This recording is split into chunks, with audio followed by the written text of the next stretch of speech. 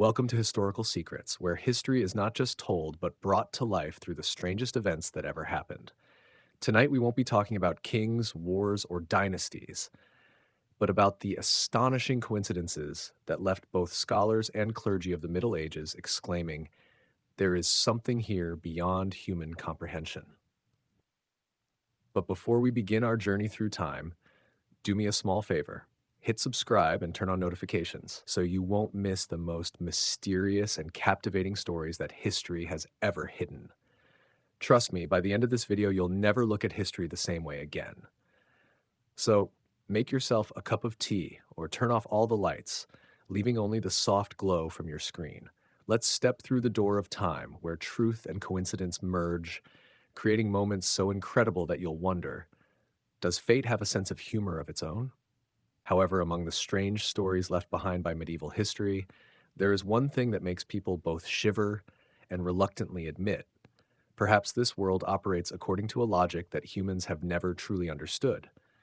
These coincidences are not merely peculiar accidents. They are subtle pieces that make us wonder, could history replicate itself? The first story recorded by chroniclers begins in 1145 in an England still shrouded in mist, where the notion of fate was more closely tied to prayer than to science. In the city of Winchester, two noble families welcome two children, both named William. It sounds ordinary until everything starts to become eerily similar. The two children were born just weeks apart, trained by the same swordmaster, baptized by a monk using holy water borrowed from another font, and grew up with nearly mirrored appearances. As adults, both Williams married women named Alice, wore their hair shoulder length according to the fashion of the time, and each had a small scar on the left cheek, the result of a jousting match whose victor no one remembered. People of the time saw it as a sign from God, while modern historians lean toward the notion of improbably low probability. But the story doesn't end there. On a beautiful spring morning, both Williams in separate forests went hunting, both aimed at a deer, and, unbelievably, both were fatally wounded when their own spears rebounded. Their funerals were held on the same day, with the same priest officiating, the same hymn sung, and both widows fainting for the same reason. The locals began calling them the twins of fate. The bishop at the time simply sighed and said, "It is proof of God's hand," or his sense of humor. But if you think that was the only story where destiny played a trick on humans, wait until Canterbury in 1170, where prophecy, politics, and religion merged into one of the most chilling moments in English history. During an afternoon prayer, a monk named Edmund suddenly froze in the middle of the choir. He whispered abruptly, "He is dead." The entire church fell silent. "Who?" someone asked. Edmund, still in a state of panic, only replied, "Our archbishop." And then, as if scripted, just minutes later, a messenger ran into the church shouting that Thomas Becket, Archbishop of Canterbury, had been assassinated by King Henry II's own knights. No one could understand how Edmund could know this when Becket was killed just a few halls away. People considered it a miracle. The church called it a divine favor, and skeptics merely whispered, "Perhaps he just hears well." In any case, the story spread across Europe, turning Edmund from an unknown monk into someone believed to hear the voice of fate. However, not all coincidences are tied to tragedy. A century later, in Modena, Italy, a little-known painter named Tommaso Deodina created a mural so strange that future generations questioned, did he accidentally predict the deaths of millions? In the painting, Tommaso depicted monks wearing beak-shaped masks, something that, at the time, no one had ever seen in real life. 100 years later, the Black Death swept through Europe, and doctors began wearing exactly that style of mask, with a long nose filled with herbs, believing it could filter the air. When people discovered this eerie coincidence, Tommaso's mural immediately became a pilgrimage phenomenon. Monks believed it was a sacred warning. Villagers brought offerings to pray before the painting, convinced that the eyes in the image could move on a full moon night. Churches quickly commercialized the fear, because, as history has often proven, nothing sells like a visually striking miracle. Tommaso died before he could paint another work. Some said it was due to illness, others claimed he knew too much. Either way, the mural remains as evidence of what modern science dares only call an unexplainable coincidence. Three stories, three different times, three ways in which fate seems to toy with humans, all carefully recorded in medieval manuscripts. Of course, we can choose the rational explanation that everything is merely a chain of random events, exaggerated by imagination and the superstitions of the past. But looking deeper, one sees a suspicious common thread. Each coincidence occurred when humans tried to control their own destiny. And perhaps the universe simply responded with a mischievous smile. So when you hear someone say history repeats itself, remember, it may not just be a metaphor. Somewhere in the midst of time, fate may be laughing, waiting for another chance to make us wonder. Perhaps the strangest events in history never truly end.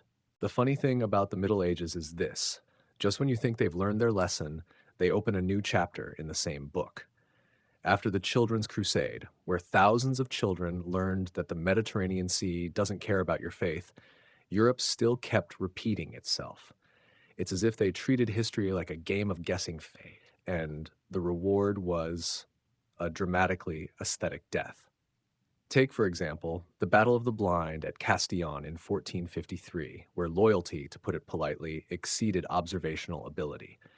The story goes that when the English faced the French in the final days of the Hundred Years' War, a group of elderly and nearly sightless knights decided to enter the battlefield to inspire the younger generation. They tied their horses together. For what reason? So they wouldn't get lost in formation. The result was that they charged straight into the enemy's artillery. Contemporary historians wrote that they fought to the last man, a polite way of saying they couldn't turn their horses around. Monuments were erected to honor their bravery, but honestly, the plaque probably should have read, "A lesson on not combining blind faith with limited vision." The 15th century certainly did not lack evidence that nature had a dark sense of humor. In Bavaria, a monastery famous for housing the bone of St. Martha kept it in an ornate golden box and paraded it once a year, until in 1498 it was discovered that the relic was actually a wild boar's bone. The news spread so fast that the Pope had to send envoys to investigate. After a few weeks of verification, he officially declared, "The miracles of the Lord are not limited in form." Diplomatic language to save face. But the locals understood differently. Faith is blind, but the snout is real. At the same time, in Italy, the town of San Gimignano witnessed an event that historians still call the only failed miracle fully documented in history. A priest, famous for his ability to multiply the communion bread, decided to perform before a crowd of pilgrims. He placed his hands on the altar, prayed, and indeed the bread appeared. But instead of multiplying into hundreds, all the bread in the chapel exploded like popcorn. Dozens ran away. A few swore they heard laughter echoing from the tabernacle. Centuries later, chemists discovered that the communion bread of that era was often mixed with sulfur for preservation. It was one of the rare moments where science and superstition agreed. God didn't blow up the bread, humans did.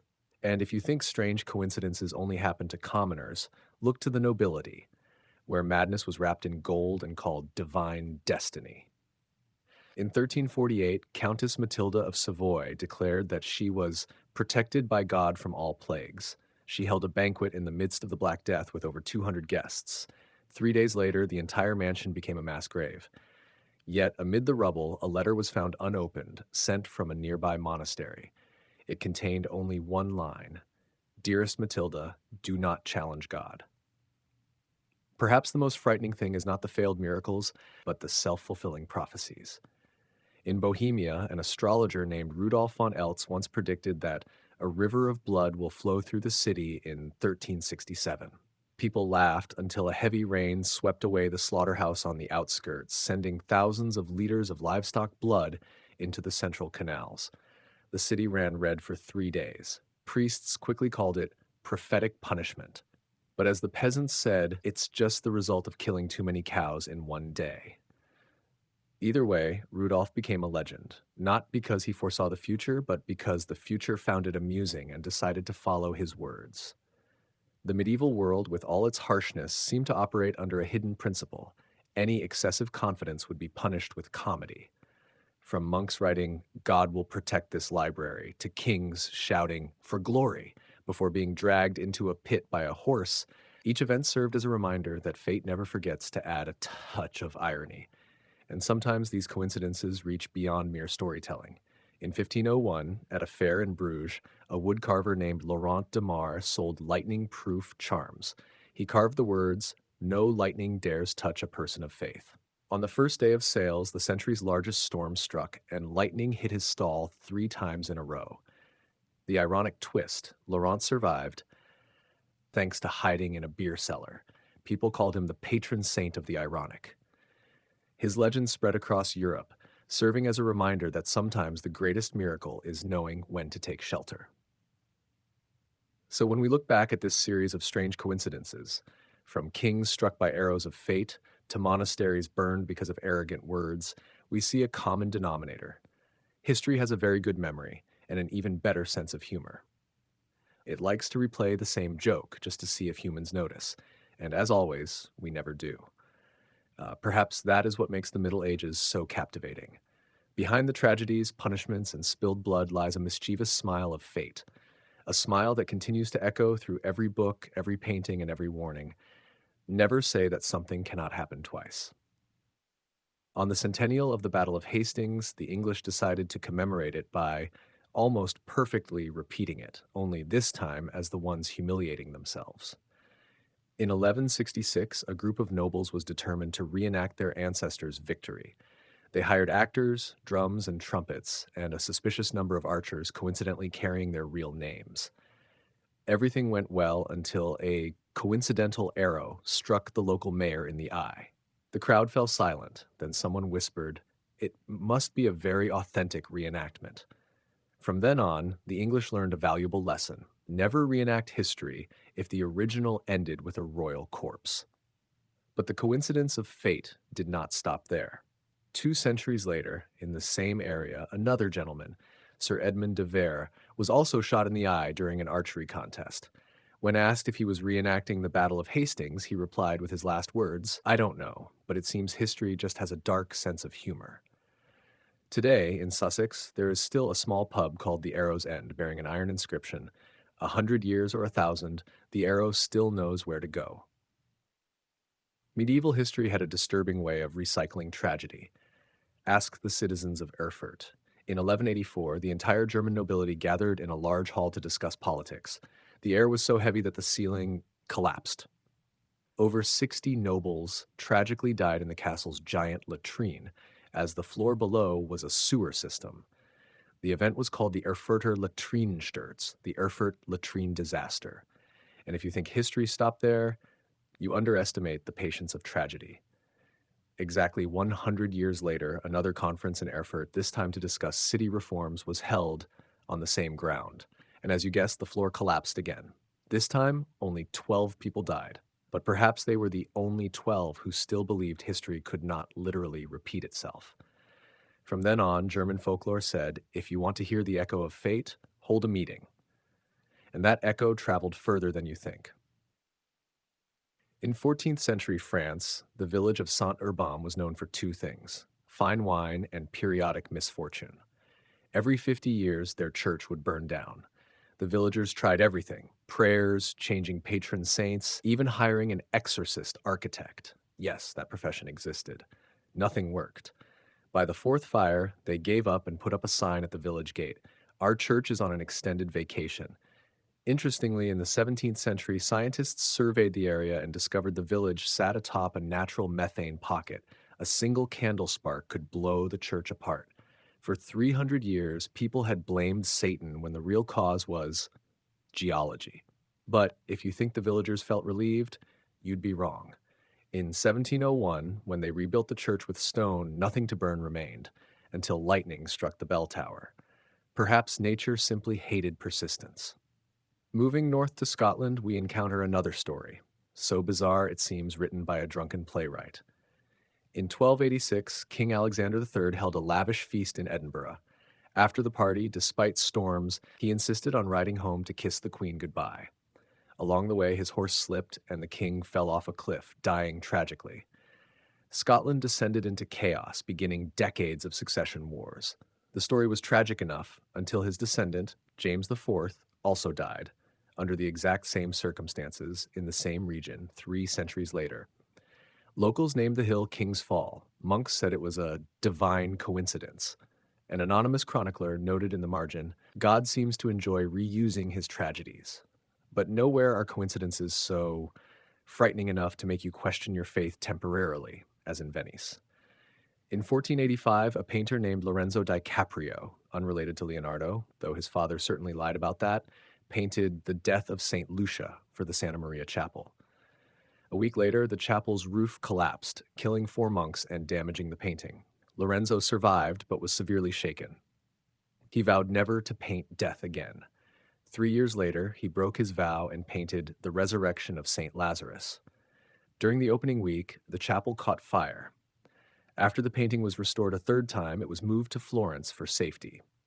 In 1502, Florence was flooded. When the painting was recovered, the only part intact was St. Lazarus's face. Modern art historians call it a series of coincidental accidents.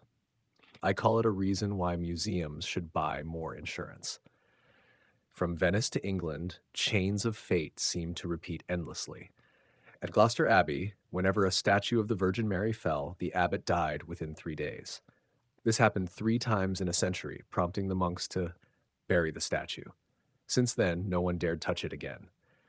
When modern archaeologists excavated the site in the 19th century, they found the statue buried, along with a handwritten wooden sign, "Do not reopen this matter." And then there is the story of the Lübeck mirror, where a countess owned a mirror said to reflect the true soul. After her death, everyone in the family gradually disappeared. In later generations, they donated the mirror to a church to end the curse.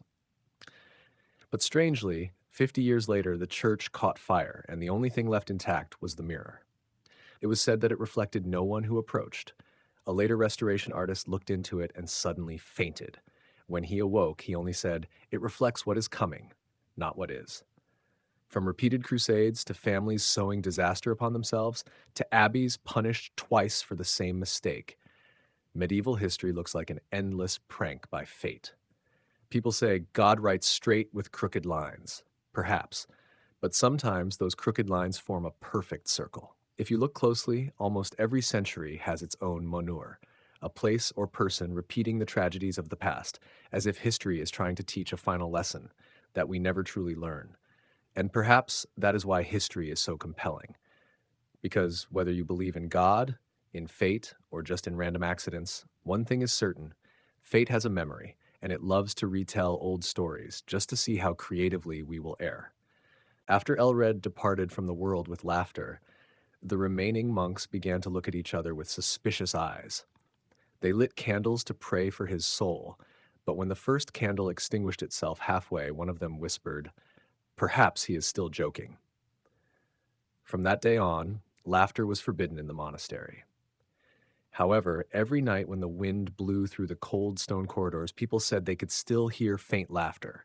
Not frightening, just a little ironic.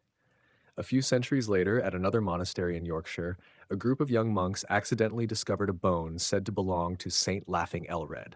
They decided to display it in the chapel to bring joy to faith.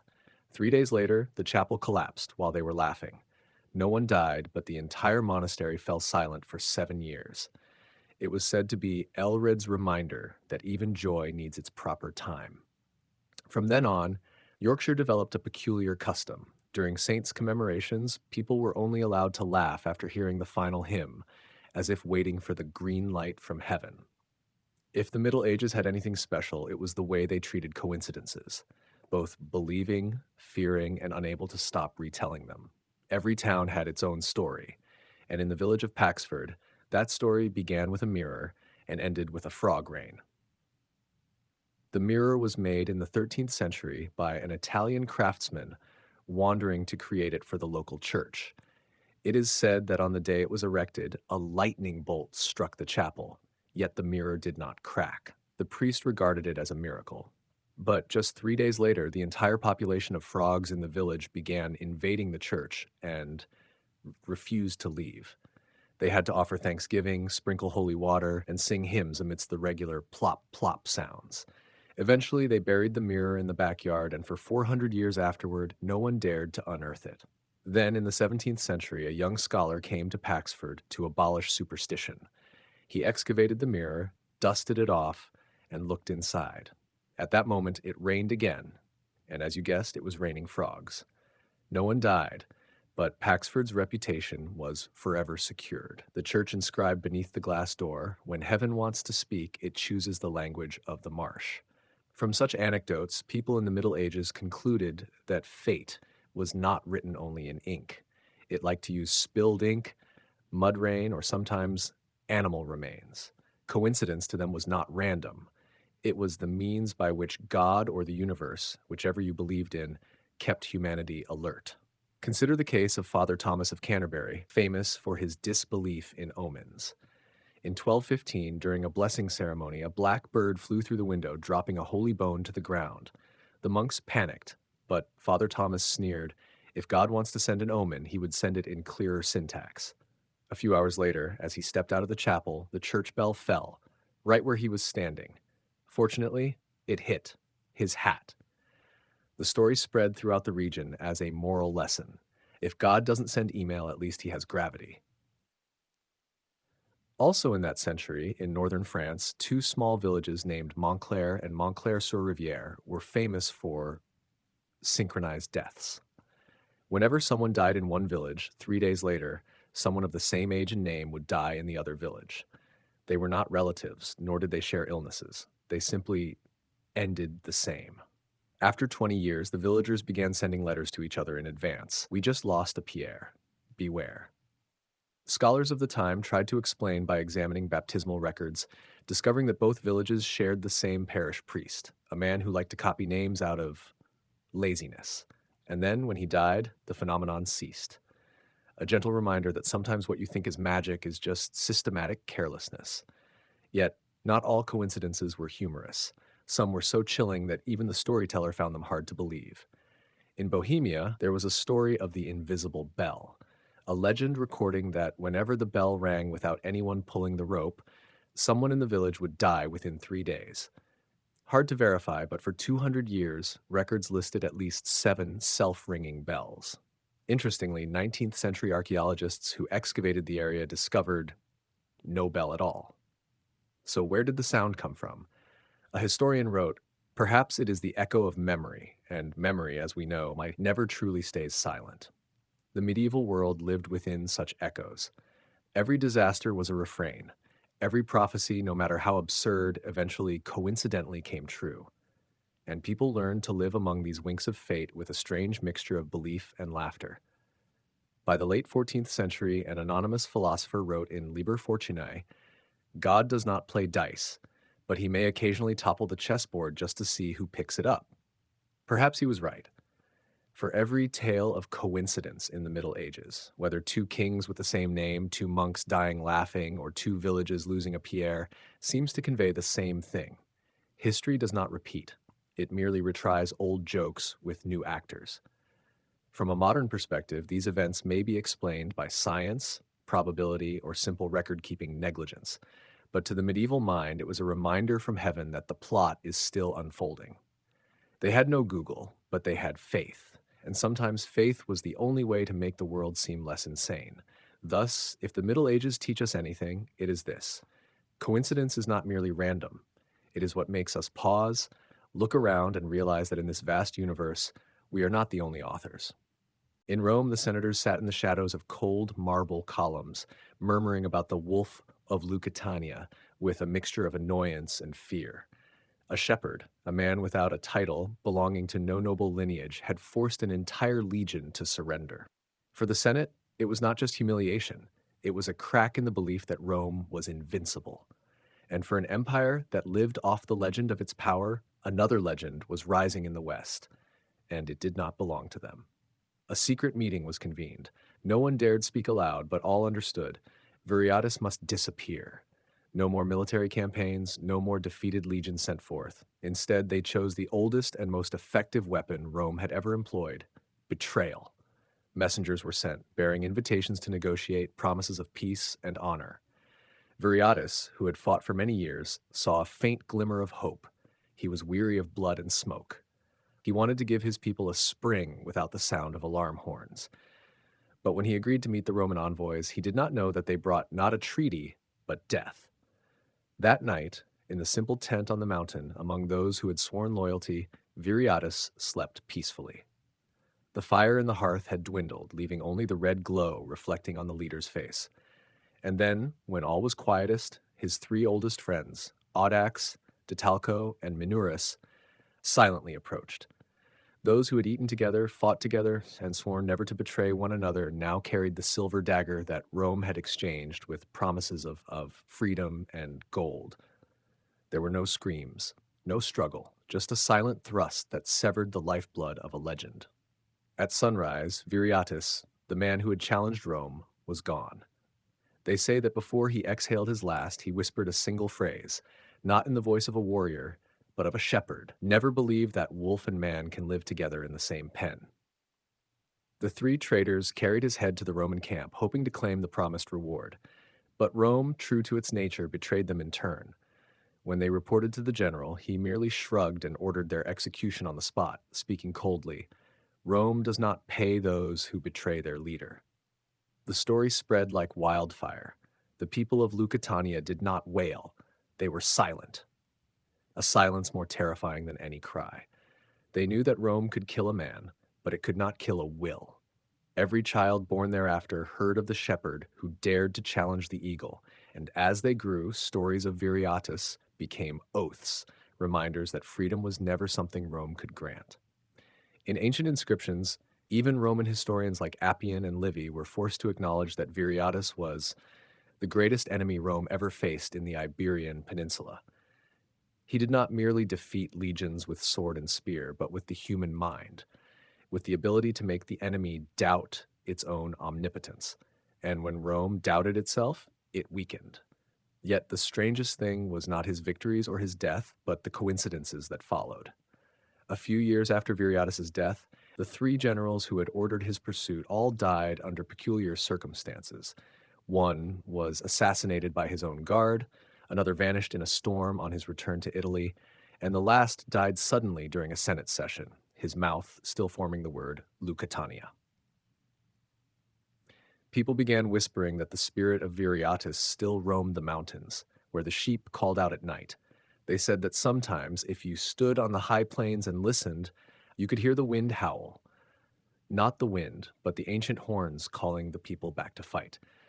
For the Romans, Viriatus was merely a troublesome chapter in history, but for the Iberians, he became a legend of resilience. As successive empires ruled the land, Visigothic, Islamic, then Christian, the name Viriatus survived through the centuries. No monument was large enough to record his deeds, but every hill and stream in Lusitania seemed to whisper, "We were once free, and we will be again."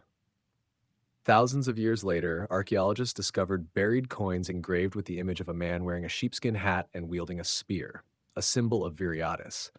No one knew who had minted them, only that they did not belong to Rome. Perhaps it was the way the ancient people sent a message across time. When an empire falls, memory remains. Today, in Portugal, the name Viriato adorns squares, monuments, and even small streets. Children still learn of him as their first national hero. But to those who understand more deeply, he is not merely a hero. He is a reminder of the fragile nature of power, and that sometimes it takes only a brave shepherd for an entire empire to bow. There is an inscription found in the Beira region said to have been written centuries after his death. "The shepherd has died, but the sheep still know the way to the mountain." And perhaps that is how history remembers Viriatus, not as a king, not as a conqueror, but as an indelible memory. An ordinary man made the world listen, and when he departed, even those who once called him savage were compelled to bow. Although Viriatus had fallen, what terrified Rome was not his sword, but the legacy he left behind, something they could not conquer with legions or gold. The story of the shepherd who dared challenge the greatest empire in the world did not end in ashes.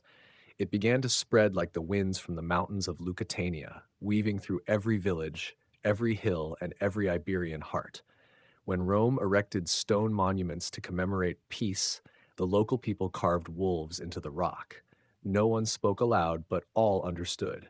This peace was the silence of suffering, not submission. After Viriatus's death was reported, a strange phenomenon occurred. Those who had once taken up arms under his banner began to disperse across the peninsula. They were no longer warriors. They returned to being farmers, blacksmiths, shepherds, but in their eyes still burned an unyielding spirit. They no longer believed in war, but neither did they forget the ideals of freedom. And so, across Lusitania, small fires continued to smolder, rekindled by each new generation. Rome, with its disciplined and systematic nature, attempted to erase every trace of the hero. The name Viriatus was removed from official texts, his monuments destroyed, and anyone who recounted his story risked being accused of inciting rebellion against the empire. Yet, ironically, this very effort to obliterate him transformed him into a legend. In the long nights of mountain villages, when the wind howled through the rocks, children would ask their parents, "Is that the howl of Viriatus?" And the adults would only smile, softly replying, "Yes, it is him, the one who never yielded." Then, centuries later, when Rome had crumbled into ashes, historians began to revisit this story. One question haunted them. How could an unknown shepherd bring the mighty Roman Empire to its knees for nearly a decade? The answer lay in the fact that Viriatus was not merely a military leader. He was a philosopher of freedom, though he never wrote a single line. While Roman generals fought for glory, he fought for human dignity. For Viriatus, war was not about victory, but about proving that even the small and humble have the right to say no to tyranny. The Roman historian Appian had to admit that Viriatus was not savage, but Roman in the best way one could imagine. Such praise from an enemy was the highest honor a warrior could receive. He built no fortresses, held no throne, but he erected an idea that freedom is worth more than life itself. That is why, after his death, Rome could conquer the land, but never the hearts of its people. The storytellers of Iberia called him El Pastor de la Libertad, the shepherd of freedom. His name passed through the centuries, engraved in folk epics, sung by wandering minstrels, and whispered in church hymns, where priests would softly refer to one who died for justice, like the saints themselves. In Portugal and Spain, monuments to Viriatus still stand thousands of years later, reminding all that greatness does not require a throne or medals. Sometimes it begins with a shepherd and an indomitable will. Yet perhaps the most frightening thing for Rome was not his victories, but the fact that he had taught his enemy a lesson in loyalty. The story of the three traitors executed by Scipio was not merely a tragedy. It symbolized an ancient law. The traitor always dies in silence, while the loyal live forever in memory. And while Rome celebrated the day the Lusitanian rebellion ended, the people lit candles to honor the day Viriatus returned to his motherland. His death also marked the end of an era. Lusitania became a compliant part of the empire, but in the hearts of the people, the seed of rebellion still germinated. Centuries later, when the kingdoms of Iberia rose against other invaders, from Arabs to Napoleon, they invoked Viriatus. His name became a battle cry, a timeless symbol. It is said that during Portugal's struggle for independence, a general declared, "If Viriatus were alive, he would stand with us." In that moment, thousands of soldiers shouted his name as an oath. Viriatus did not write his chapter of history with ink, but with blood, loyalty, and the proud silence of one who would not yield. His story stands as a testament to what history often forgets, that empires may fall, but the spirit of freedom cannot be buried. And that is why, thousands of years later, when people speak of the rise of the small against the mighty, the name Viriatus still resounds, not as a ghost, but as a reminder that as long as humans dare to dream of freedom, the Wolf of Lusitania is not dead. Tonight, if you stand amidst the Iberian mountains and listen closely, you may hear the wind howling through the valleys. It is said to be the spirit of Viriatus, still guarding his land. An ordinary shepherd became an eternal symbol, a witness to a simple but immortal truth. Sometimes the loyalty and honor of one person can make an entire empire bow. The Hospital of St. Lazarus, where life, death, and faith intertwined, was not merely a place of healing. It stood as a living testament to courage embodied in the form of those whom the world had cast aside. Amid a Jerusalem heavy with the scent of rust, dust, and prayer, the leper knights of St. Lazarus forged a legend that even the Pope had to acknowledge. Sometimes, those cursed by disease are the ones who keep the light of humanity alive amid the frenzy of crusader warfare. None of them began their journey seeking glory. Most had once been knights of other prestigious orders, the Templars, the Knights Hospitaller, the Teutonic Order, but when leprosy began to corrode their flesh, they were discarded like broken tools. One of them wrote in his journal, "We die a little each day, but what is crueler than death is being treated as if we are already dead." And it was in that pain of neglect that the spirit of St. Lazarus was born. They built their hospital beyond the city walls, where no one wished to tread. Yet from this filth they delivered true salvation, not through miracles, but through deeds. The ailing brethren washed the wounds of pilgrims, changed bandages for enemies, and held the hands of the dying when no one else dared. While nobles debated theology, they silently practiced mercy. And when the alarm horns sounded from Jerusalem's walls, they took up their swords. Under the scorching desert sun, bodies ravaged by disease donned steel armor, linen veils concealing their disfigured faces, and rode into battle. The Arabs called them the deathless warriors, for even when wounded, they charged into the enemy with the frenzy of those who had nothing left to lose. In many 12th century records, passages describe them going into battle in silence, only hearing the clinking of iron and the desert wind whistling through their masks like the prayers of souls. One story was recounted repeatedly in monasteries.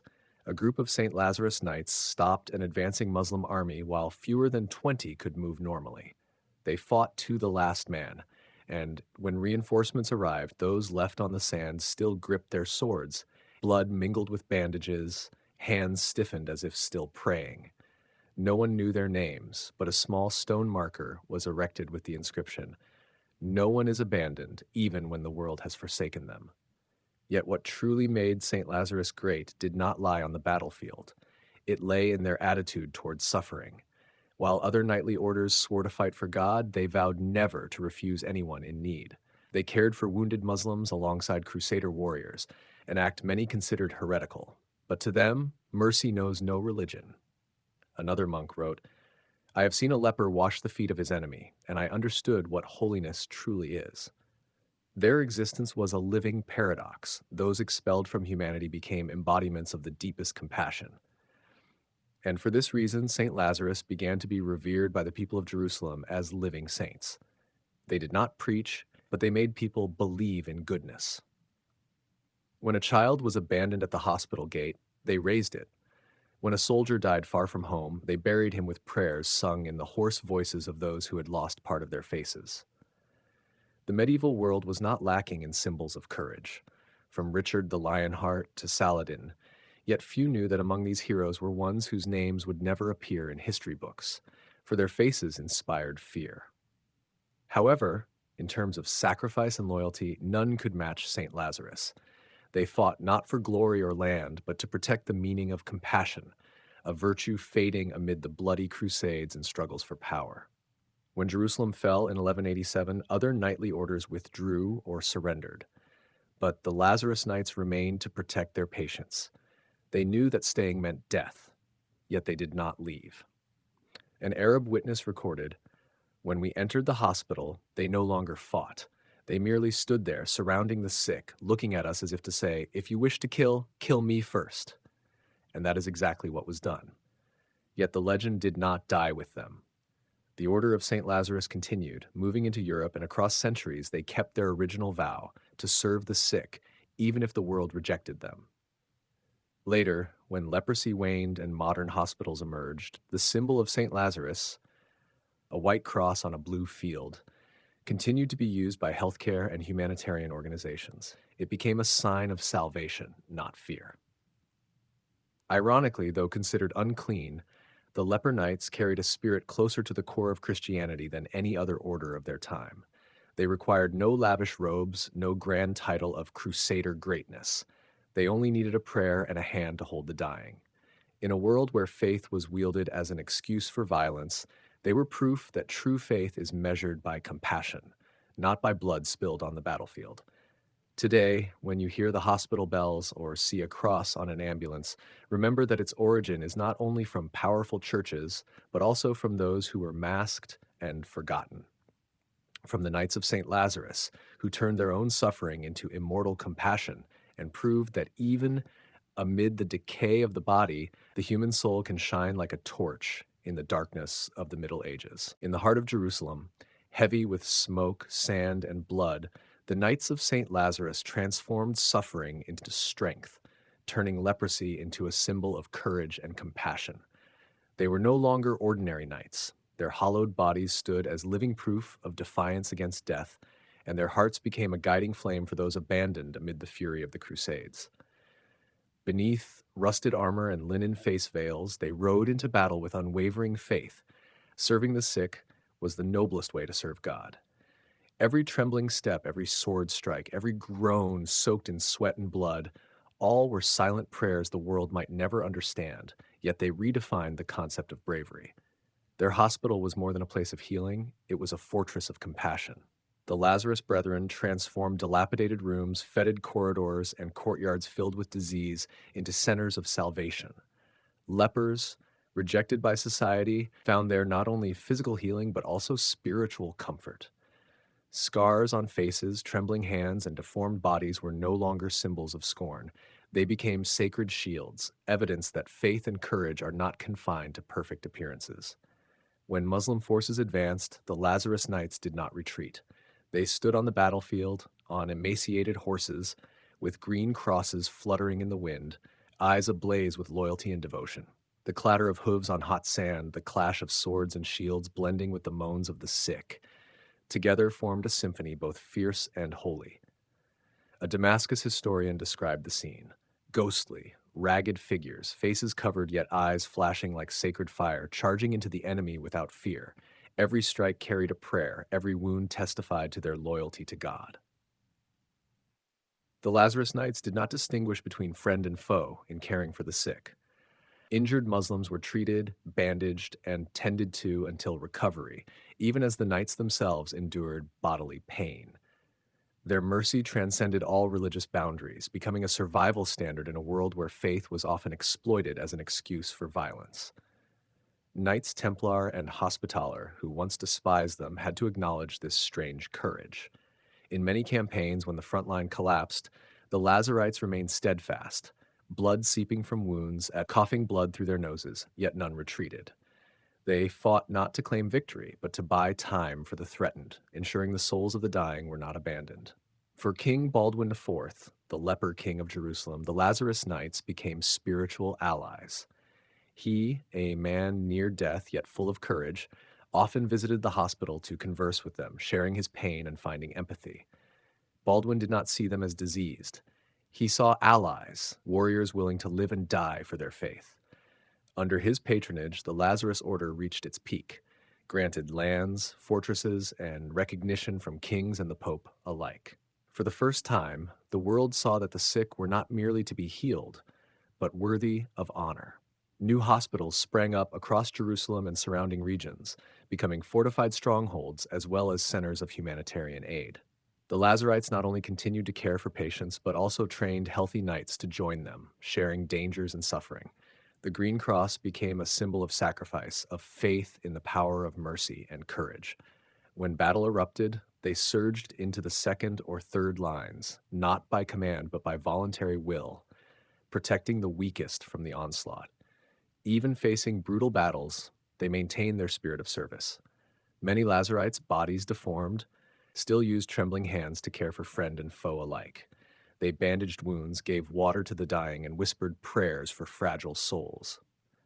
Such seemingly small acts led later historians to recognize a paradoxical truth. Holiness does not come from perfection or glory, but from perseverance and sacrifice in suffering. Even the Knights Templar and Hospitaller, who once regarded them as rivals in charity, had to admire them. They witnessed the Lazarites' bravery in campaigns when others had fled or surrendered. They understood that dying on the battlefield was not punishment, but liberation from the shackles of a diseased body. The Lazarites' vow to aid the sick and fight for righteousness became an unshakable moral standard, spreading across the Holy Land and beyond into European territories. Ultimately, the Knights of St. Lazarus were more than warriors or healers. They were living symbols of a philosophy rarely understood in the medieval world. Compassion and courage need not be perfect, need no title or glory. Belief in goodness alone, even when the body is decayed, even when the world rejects you, allows a human soul to shine like a guiding light in darkness. From the foul corridors of Jerusalem's hospitals, from the red sandy hills, their spirit radiated, marking an era in which true bravery came not from glory, but from sanctity and suffering. Beneath the blazing sky of the Holy Land, where hot sand and dust mingled with blood and the scent of incense, the Knights of St. Lazarus continued their mission, amid the darkness of defeat and an inevitable devastation. They were no longer bloodthirsty warriors, but men carrying the steadfast belief that serving the sick was the highest act of holiness. When King Baldwin IV, the leper king, passed away, Jerusalem, the sacred city, the heart of the Crusader states, lost its protective shield. Saladin's forces swept in like a desert storm, uniting all Muslim forces, while the Christian world was divided by ambition and pride, unable to mount an effective response. Amid the ruins, the Lazarites held fast to the green cross, a symbol not of military victory, but of unwavering compassion. They did not flee. The healthy aided the sick in donning armor, tying cloth around sword hilts, knowing many would not return. Yet they rode through the narrow streets of Jerusalem, faces wrapped in linen, eyes sunken but burning with fierce and steadfast fire. The people bowed their heads as they passed, not out of pity, but in respect for courage that transcended fear. When the siege began, the Lazarites held the northern gates of the city, standing alongside the Knights Templar. Day after day, they endured rains of arrows and spears, coughing up blood, bodies pressed against their armor. Each wave of Saracen attackers met with a desperate determination born of faith, a courage the enemy could not comprehend. An Islamic historian once remarked, they were men whose disease had stripped them of fear of death, living half their lives in graves, yet still charging into battle as if challenging fate itself. On October 2nd, 1187, Jerusalem fell. The sacred walls, which had once gathered knights from across Europe, were reduced to rubble. The Knights Templar and Hospitaller retreated north, but the Lazarites did not abandon their mission. When Saladin entered the city, he saw the Lazarites still tending to patients, both Christian and Muslim, without discrimination. This quiet compassion moved the great Sultan, and he ordered the St. Lazarus Hospital to remain intact, allowing the brethren to continue their work. Thus, amid a fallen city, their green cross still flew, no longer a symbol of combat, but of mercy and an undiminished spirit of service. The surviving Lazarites scattered across the Holy Land like seeds before the wind, from Jerusalem to Acre. There, amid the remnants of hope, they established a new hospital near the harbor where ships brought pilgrims, wounded soldiers, and the sick.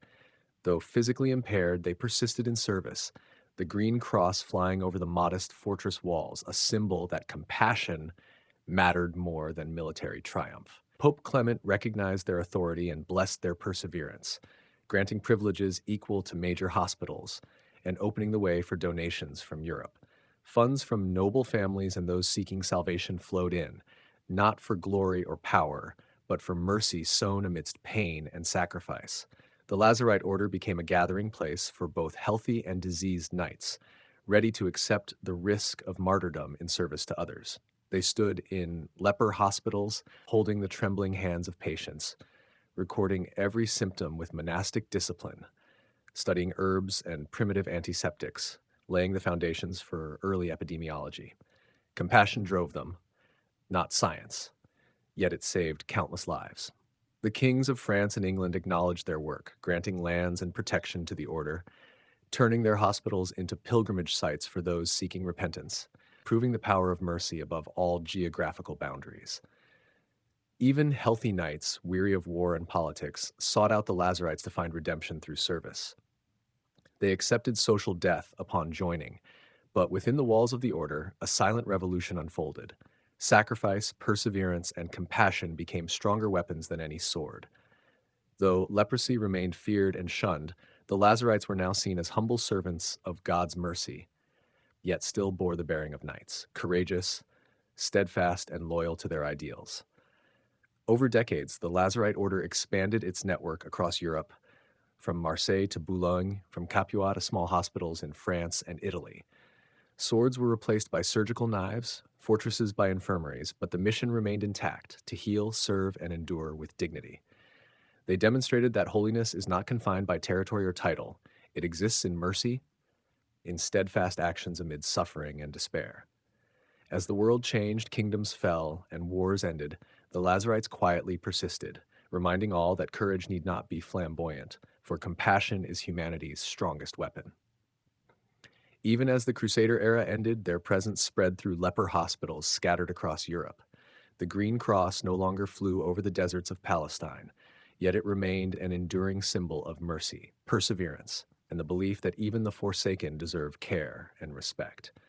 The Lazarites, once cursed, had become silent heroes, living proof that holiness transcends all boundaries, despite loss and suffering. Under the blazing spring sky, when the morning dew still clung to the grass and smoke from the huts wafted the scent of honey and pine, the Urian festival came alive. The Urian knights, bathed in the light of dawn, rode across the vast grassy fields, each hoofbeat echoing like the heartbeat of the entire nation. The air was filled with excitement, mingled with pride and reverence for the animals considered messengers between humans and the divine. The Urians understood that horses were not merely means of transport or weapons on the battlefield, but embodiments of strength, freedom, and the heroic blood running through each warrior. The horses, raised on highland pastures with thyme and mountain herbs, carried the endurance, speed, and resilient spirit of the very land from which they came. The festival was not merely a race, it was a ritual, a display of power, skill, and spiritual connection. Before the race began, the priests of Medorus, the god of war and protector of the Urians, performed a purification ritual for each horse. They sprinkled herbal oils, crushed laurel leaves, and burned pine and cypress incense while chanting ancient hymns. Every breath, every hoofbeat striking the ground was considered a prayer to the gods, asking to grant the nation strength, speed, and perseverance. Tribal women, with intricately braided hair and solemn eyes, led the horses to the river to wash away mud and traces of the night, a final purification before facing the challenge. Each tribe selected their finest steeds, attending to every detail from saddles and reins to bells, all glinting under the sun as symbols of honor and national spirit. When the signal was given, the trumpet blared like thunder, and dozens of horses charged through a cloud of dust, creating a scene both magnificent and mystical. The knights leaned low, guiding their horses with knees and leather whips, eyes flashing with determination. Each jump, each sharp turn, was an affirmation of self and tribal pride. Spectators, standing along the racecourse, shouted and stamped their feet as if joining in the heartbeat of the galloping steeds. Urian children learned to observe, to respect the horses they believed housed the spirits of fallen warriors, and to understand that honor lay not only in the sword, but also in the care and nurture of these companion beings. The victory rituals further heightened the sanctity of the festival.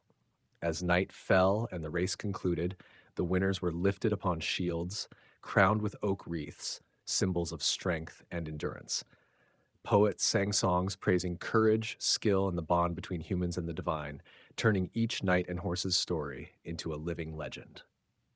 Smoke from the campfires mingled with torchlight cast upon the ground, creating an atmosphere both mystical and sacred, where past and present intertwined, reminding all of their roots and communal responsibilities. The Urian festival also served to strengthen bonds between tribes.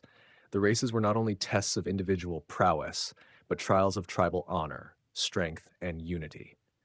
In a world where conflict and war were constant, these brief festival days became threads linking the tribes, reminding them that they were one people, sharing culture, beliefs, and traditions. Each victory, each gleam in a horse's eye at dawn, was a reminder of the eternal nature of faith, spirit, and loyalty to one's roots. The Urians also believed that the souls of fallen warriors could be reborn in the form of horses. Therefore, caring for and respecting horses became a sacred ritual. When a horse died or was injured, it was buried with special rites. A piece of copper placed in its mouth to guide the soul, and its mane braided with red wool to symbolize connection to the other world. Through these actions, the Urians demonstrated their belief that life and death, past and present, were all connected through loyalty, care, and respect. In the hours before the festival, the stables echoed with snorts, pounding hooves, and whispered words between knights and horses. They promised their companions, Victory or death alike would honor their loyalty and indomitable spirit. As dawn broke, sunlight gleamed on the shimmering, restless, and vibrant horses, reflecting the pride and vitality of a nation that refused to submit. From dewy fields to the silver and bronze glinting racetrack, the festival became a symbol of physical and spiritual strength and belief in sanctity in every action. Each race, each lap, was not merely a test of strength and speed. It was a story of life, loyalty, and the deep bond between humans and nature, between warriors and the divine guardians watching over them. In these moments, the Urians lived fully with national pride, faith in their gods, and reverence for all that was sacred, from warrior to companion horse. These stories and rituals, carried through centuries, continue to shape Urian identity, reminding all that true strength lies not only in the sword, but in loyalty, humility, and the ability to connect with the sacred world around them. As the dawn spread over the vast fields of Urian, the entire valley seemed to awaken after a night of lively festival, and the air grew heavy with both excitement and tension. Pale golden dewdrops perched on grass and wildflowers, shimmering in the early light, forming a thin veil between reality and legend. The sound of trumpets echoed throughout the valley, reminding everyone that the sacred hour had arrived, the hour of honor, speed, and courage. Each tribe, from the Talanti to the Dardanians, from the Dausi to other small isolated groups, was fully prepared, each person tending to their horse as if caring for an ally, a part of the nation's soul they proudly carried. The horses were meticulously groomed, their coats gleaming under the sun, manes carefully braided with red wool and sparkling ribbons. The jingling of small bronze discs hanging from the saddles rang in rhythm, as if reminding the gods that these warriors were ready for a day of trial. Gentle whispers between rider and horse, hands stroking necks and flanks, formed a private ritual, a silent promise that neither knight nor horse would abandon the other in any moment of danger. The Urians believed that the souls of fallen warriors could live on in the form of horses, and thus caring for and respecting them was a sacred duty, an act tied to honor and tradition. Meanwhile, the priests of Medorus and Vidasis prepared the final rites before the race began. They poured honey and milk onto the ground, scattered herbs, lit pine and cypress incense, and recited ancient prayers to ask the gods to bless the horses and riders.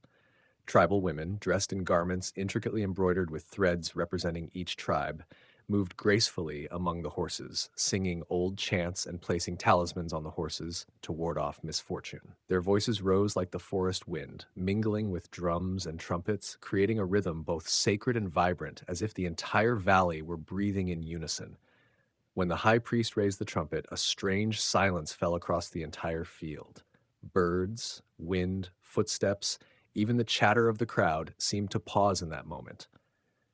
Then the trumpet sounded, sharp as thunder, breaking the morning mist and signaling to all that the hour of trial had come. Horses charged through the swirling dust, muscles rippling, manes flying in the rhythm of their gallop as if imitating the sun gods, Medorus and Vidasis, riding their chariots across the sky. Each stride, each leap was a heartbeat of earth and sky, a testament to the power of nature, horses, and humans. The racecourse twisted through rocks, streams, and grassy stretches. Narrow passages where horses ran side by side became true tests of skill and courage for the riders.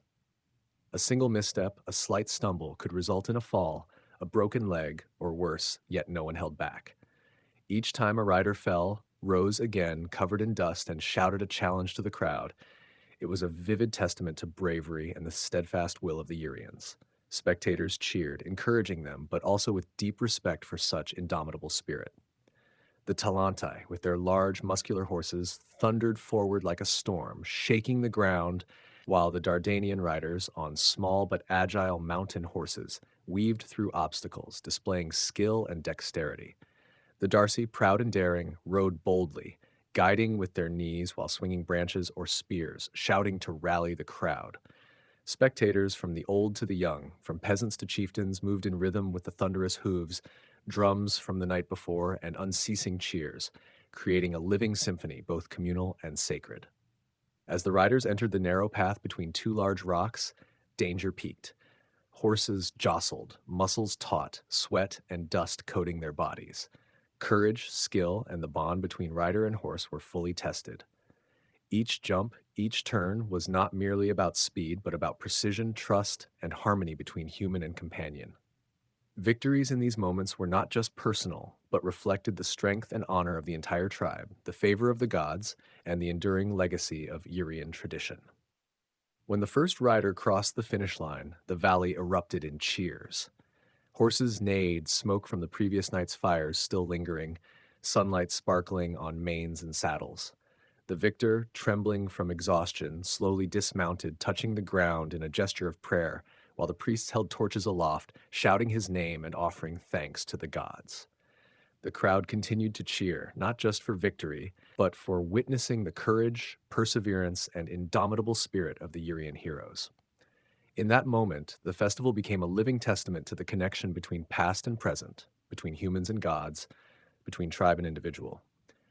It reminded all that true strength lay not only in speed or physical power, but in courage, patience, and respect for the sacred values passed down by ancestors. The race, with all its danger and legendary beauty, etched in the hearts of every Urian a lesson in honor, loyalty, and the immortality of the national spirit. As the sky darkened and the flames from the campfires flickered across the Urian plains, the space seemed shrouded in a thin, ethereal mist. Yet the spirit of the festival showed no signs of waning. The war horses stood still, sweat and dust covering their coats, eyes glimmering as if aware they had just completed a sacred duty. Priests walked among the horses, holding wreaths of green oak leaves and gleaming bronze rings, symbols of strength, resilience, and eternal memory. When the name of the champion was announced by the heralds, the sound echoed as if touching the distant cliffs, leaving everyone both astonished and exhilarated. Children ran forward to touch the horses, believing that a part of the divine power could be transmitted to them, while the defeated riders, feeling no shame, were still honored. In Urian, courage mattered more than victory. Each person was offered wine, pats on the shoulder, and songs of praise from their tribe, a reminder that the gods favored those who dared to gallop with the wind, not only those who won. As the race's closing ceremony unfolded, the poets, the Rhapsodists of the mountains and forests, stood before the great fire and recited impromptu verses, turning the event into a living legend. Every line praised the courage of the riders, the honor of the tribe, and the divine speed of the horses, as if the entire valley was following the gallop of these revered beings. When the victor rode his horse, the sunlight shone on his brow, body leaning forward, mane flying in the wind. He seemed a part of nature, a creature blessed by the gods. Singing, drumming, and the harmonious voices of everyone rose like wind through the mountain ranges, resonating through the night, making the entire field come alive in an ancient melody. The post-race feast began, the lively sounds of flowing wine and laughter echoing across the camp. Tribes brought gifts to honor the victory, intricately carved cloaks, drinking horns, gold rings, or jewelry symbolizing endurance and honor. The winner was led to the central fire, horse alongside, wrapped in oak wreaths and bronze discs reflecting the light of the dancing flames. Priests raised their hands to the sky, praying to Medoras, Vidasis, and Thana for blessings, while wine was poured onto the ground as a pure offering. Long wooden tables were laden with food, honey-glazed roasted lamb, clay-baked bread, mountain herb-wrapped cheeses, all shared equally among the tribes. Each raised cup of wine was a toast to bravery, each pat on the shoulder a recognition, and the victor sat among the leaders, the most honored position, receiving a cloak woven with silver threads, a symbol of strength, honor, and a legend to endure through generations. Music and dancing filled the camp. Poets and musicians sang of the race, the speed of the horses, and the courage of the riders, but they also emphasized the unity among the tribes. For a few precious days, the Dardanians, Talantians, and Enchelans stood side by side as one unified people. The music rose and fell like wind through mountain passes, blending into the night, while dancers spun around the fire, their steps synchronized with the rhythm of galloping hooves. Bronze wristbands jingled, torches swayed, creating images of blazing fire, shimmering in the darkness. The elders smiled, remembering distant ancestors, while the young men and women performed the horse dance, both joyful and fierce, a reminder of origins, survival, and martial traditions. The drums beat like the heartbeat of the earth and sky, and the entire valley seemed to vibrate with ancient energy, giving the impression that time had momentarily paused, and everyone was immersed in a sacred moment transcending division. As the night deepened, the priests of Medoras walked among the fires, tossing herbs and salt into the flames, sending sparks soaring like reborn stars, signaling the gods' approval. Children eagerly welcomed the sparks, as if receiving the divine blessing itself.